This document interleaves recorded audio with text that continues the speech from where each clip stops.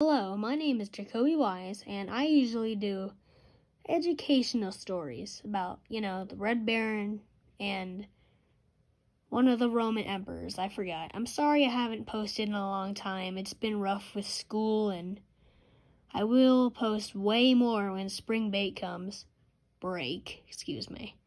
I'm stuttering a lot now.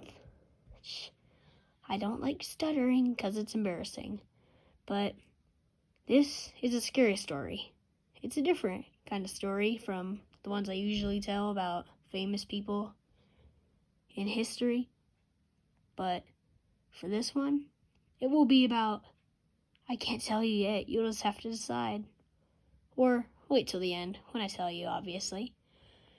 Here we go. Oh yeah, this story is completely make-believe and made up.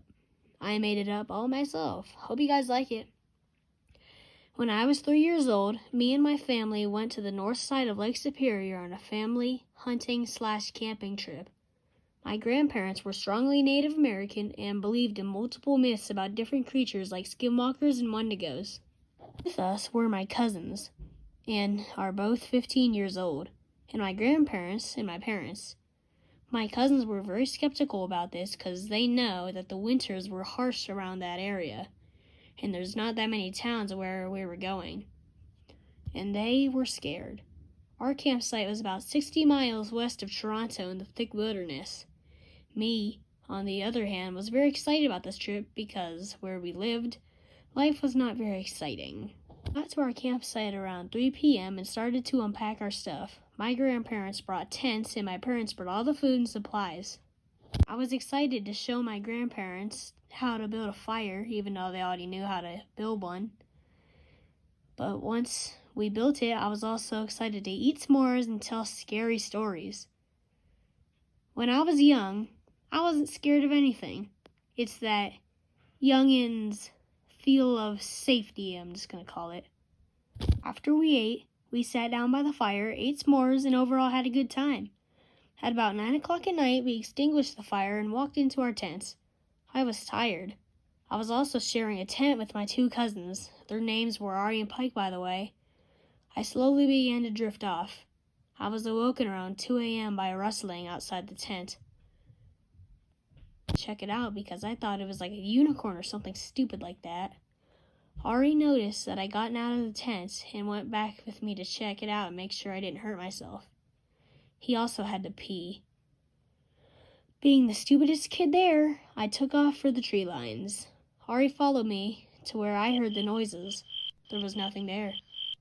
All of a sudden, everything went quiet. I felt peaceful, but also felt a powerful sense of dread and smelled the most disgusting smell I've ever smelled in my life. It smelled like rotten flesh. Just then, I heard the loudest sound I've ever heard in my life. It sounded like a girl's scream and a wolf's cry all in one. All of a sudden, a huge 8-foot-tall creature was staring at us from about 20 feet away. My cousin Ari knew this was a wendigo. He told me to run, but I was too amazed at the thing and paralyzed in fear. Just then, I heard shots rung out from the trees behind me and saw my grandfather holding his trusty rifle, pumping round after round into the beast. The thing barely moved an inch. My grandfather grabbed me and told me to run.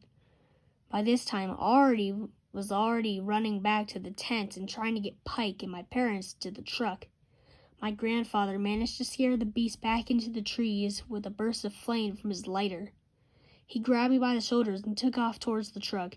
He opened the passenger door and threw me in, and he went around and jumped in the other passenger seat right behind mine. He told my dad to floor it, but just as we were about to get out, we heard the same scream. We zoomed off the main road, which was the nearest town. When we got there, we called the police and they went to check it out. They found enormous footprints in the ground right where we said we saw it, but they thought it was a bear. From then on, we never returned to that forest. But we did hear a couple went missing up there, but we know what happened to them. They weren't as lucky as us, because we survived the beast known as the Wendigo. Scary. Whew, that was pretty dang terrifying. But yes, anyway, thank you for watching the video. Not really a video, just pretty much black and a few pictures, but Not bad, not bad. I don't think that was very bad at all.